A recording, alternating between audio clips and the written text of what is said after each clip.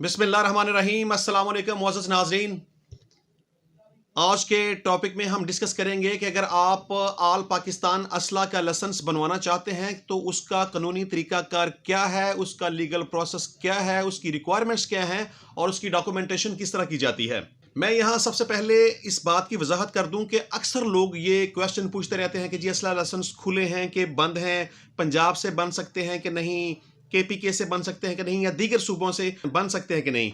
यहाँ ये बात बड़ी वाज़ेह है कि पाकिस्तान के अंदर किसी भी सूबे के अंदर असला लाइसेंस नहीं बन रहे। अभी फ़िलहाल तमाम सूबों में असला लाइसेंस बनवाने पर पाबंदी आयद है। लेकिन अगर आप आल पाकिस्तान असला लाइसेंस बनवाना चाहते हैं कानूनी तौर पर, तो वो सिर्फ़ और सिर्फ वजारत दाखिला इस्लामाबाद के अंदर एप्लीकेशन देकर बनवाए जा सकते हैं।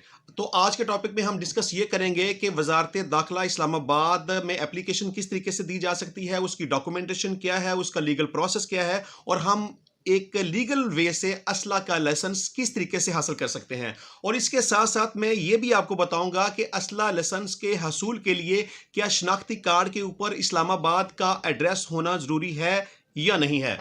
तो अपने टॉपिक की डिटेल में जाने से पहले मैं आपसे गुजारिश करूंगा कि आप मेरे YouTube चैनल को सब्सक्राइब कर लीजिए और साथ लगे बेल आइकॉन के बटन को भी प्रेस कर लीजिएगा ताकि कानून के ऊपर तमाम तर मालूमाती वीडियोस बर वक्त आप तक पहुंचती रहें। तो चलता हूं मैं अपने टॉपिक की तरफ कि आप अगर ऑल पाकिस्तान असला का लाइसेंस कानूनी तौर पर बनवाना चाहते हैं तो आप किस तरीके से बनवा सकते हैं। तो इसमें सबसे पहली बात तो यह है कि वजारत दाखिला इस्लामाबाद में जब आप असला के लाइसेंस के हसूल के लिए एप्लीकेशन देंगे तो इसमें आपके शनाख्ती कार्ड के ऊपर इस्लामाबाद का आर्जी या मुस्तकिल एड्रेस इस्लामाबाद का होना ज़रूरी नहीं है। आप पाकिस्तान के किसी भी सूबे में रहते हों, किसी ज़िले में रहते हों, किसी भी तहसील में रहते हों, आप जहां कहीं भी रहते हों, आप वहीं रहते हुए इस्लामाबाद के अंदर वजारत दाखिला में एप्लीकेशन देकर अपने असला का लाइसेंस बनवा सकते हैं। इससे पहले यह तरीकाकार था कि जब आप डीसी इस्लामाबाद को एप्लीकेशन देते थे तो उसके लिए ज़रूरी था कि आपके शनाख्ती कार्ड के ऊपर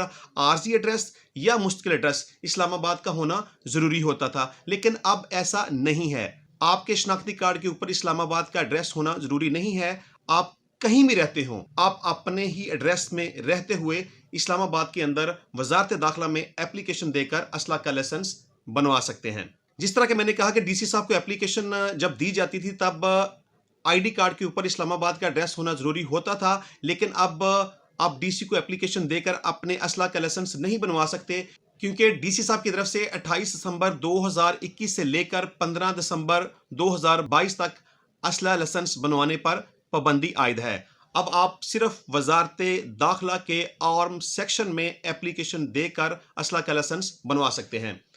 तो अब मैं आपको बताऊंगा कि असला लाइसेंस के हसूल के लिए किन डॉक्यूमेंट्स का होना ज़रूरी है, किन रिक्वायरमेंट्स को पूरा करना ज़रूरी है, वो मैं स्टेप बाय स्टेप आपके सामने रख देता हूं ताकि आप जब तक उन रिक्वायरमेंट्स को पूरा नहीं करेंगे आप असला का लाइसेंस हासिल नहीं कर सकते, आप एप्लीकेशन नहीं दे सकते। तो इसमें सबसे पहली बात नंबर 1, आपके पास एक प्रिंटेड फॉर्म होगा जिसको आपने प्रॉपर तरीके से तमाम जो उसके ऊपर रिक्वायरमेंट्स हैं उसको अच्छे तरीके से फिल करना होगा।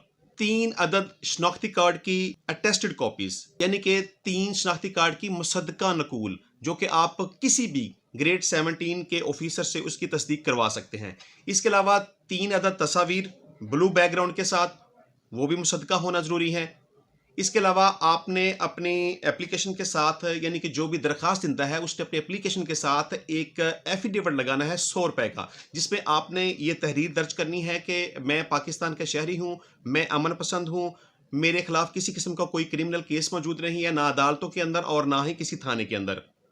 ज़रूरी है कि आप एक्टिव टैक्स पेयर हों यानी कि FBR के रिकॉर्ड में आप एक्टिव टैक्स पेयर हों, क्योंकि जो भी बंदा टैक्स पेयर नहीं होगा वो असला के लाइसेंस के हसूल के लिए एप्लीकेशन दाखिल नहीं कर सकता। अब यहाँ भी 2 कैटेगरीज हैं, 2 किस्म के बोर होते हैं, एक प्रोहिबिटेड बोर और एक नॉन प्रोहिबिटेड बोर। अगर तो आप नॉन प्रोहिबिटेड बोर के लाइसेंस के हसूल के लिए एप्लीकेशन देना चाहते हैं तो उसके लिए ज़रूरी है कि आप गवर्नमेंट ऑफ पाकिस्तान को सालाना 50,000 रुपये से ज़ायद का टैक्स अदा करते हों। इसके अलावा अगर आप प्रोहिबिटेड बोर का लाइसेंस हासिल करना चाहते हैं तो उसके लिए जरूरी है कि आप गवर्नमेंट ऑफ पाकिस्तान को सालाना 1 लाख रुपए से लेके 1.5 लाख रुपए तक टैक्स पे करते हो। ये जरूरी है क्योंकि जो भी बंदा टैक्स पेयर नहीं होगा, उसका एफबीआर में रिकॉर्ड नहीं होगा, वो एक्टिव फाइलर नहीं होगा, वो असला के लाइसेंस के हसूल की एप्लीकेशन नहीं दे सकता। इसमें उम्र की हद कम से कम जो है 25 साल का होना जरूरी है, यानी 25 से 30 साल तक उम्र की लिमिट है। 25 साल से कम उम्र का बंदा असला के लाइसेंस के हसूल के लिए एप्लीकेशन नहीं दे सकता। नेक्स्ट हम चलेंगे प्रोफेशनल सर्टिफिकेट। प्रोफेशनल सर्टिफिकेट यह है कि अगर आपका कोई अपना कारोबार है या आप किसी जगह पे बतौर मुलाजम काम कर रहे हैं तो आप अपना प्रोफेशनल सर्टिफिकेट हासिल कर सकते हैं। इसी तरह अगर आप कोई सरकारी मुलाजम है तो आप एनओसी अपने महकमे से हासिल कर सकते हैं। नेक्स्ट हम चलेंगे जी कोविड-19 सर्टिफिकेट, यानी कि असला लाइसेंस के हसूल के लिए जरूरी है कि आपने अपनी फाइल के साथ कोरोना वायरस वैक्सीनेशन के हवाले से सर्टिफिकेट लगाना जरूरी है। अब ये जो मैंने आपको ये तमाम रिक्वायरमेंट्स बताई हैं, इन तमाम रिक्वायरमेंट्स को पूरा करने के बाद एक आप फाइल मुकम्मल करेंगे। फाइल को मुकम्मल करने के बाद इसको आप वजारत दाखिला के आम सेक्शन में इसको सबमिट कर देंगे। वजारत दाखिला का आम सेक्शन दिन 11 बजे से लेके 1 बजे तक खुला होता है, यानी कि आप 11 बजे से लेके 1 बजे तक अपनी फाइल को वहां सबमिट कर सकते हैं। ये बरोज सोमवार, बरोज मंगल, बरोज जुमेरात और बरोज जुमा खुले होते हैं। इसके अलावा इन दिनों के अलावा जो मैंने आपको बताए हैं ऑफिस खुला नहीं होता। जब आप अपनी फाइल आम सेक्शन में जमा करवा देंगे तो प्रोसेस के साथ जब आपकी फाइल अप्रूव हो जाती है, मंजूर हो जाती है, तो फर्दर प्रोसेस के लिए आपकी फाइल को नादरा की तरफ फॉरवर्ड कर दिया जाएगा। तो नादरा के ऑफिस में मुतलका बोर्ड की फीस जमा करवाने के बाद आपको एक वैलिड और कानूनी तौर पर दुरुस्त असला का लाइसेंस मिल जाएगा। तो इस जो भी मैंने ये तरीकाकार आपको बताया है, इस तरीकाकार को आप फॉलो करते हुए आल पाकिस्तान असला का लाइसेंस हासिल कर सकते हैं। इसमें एक बड़ी अहम बात यह है कि अक्सर लोग एजेंट्स के हत्थे चढ़ जाते हैं, उनके हाथों में ब्लैकमेल होकर अपने पैसों को भी ज़ाया करते हैं, अपने वक्त को भी ज़ाया करते हैं। तो मेरी आपसे गुजारिश है कि एजेंट्स के हत्थे चढ़ने से बेहतर है कि आप इस प्रोसेस को जो मैंने आपको बताया है खुद अपने हाथों से इसको प्रोसीड करें। तो लास्ट में मैं आपको ये भी बता दूं कि इस हवाले से अगर आप कोई कन्फ्यूजन समझते हैं, किसी किस्म का कोई सवाल करना चाहते हैं, आप इस प्रोसेस को करवाना चाहते हैं, आप डॉक्यूमेंटेशंस करवाना चाहते हैं, आप फाइल बनवाना चाहते हैं या किसी किस्म की आप सर्विस लेना चाहते हैं तो आप मुझसे रब्ता कर सकते हैं। मेरा मोबाइल नंबर आपकी स्क्रीन के ऊपर है।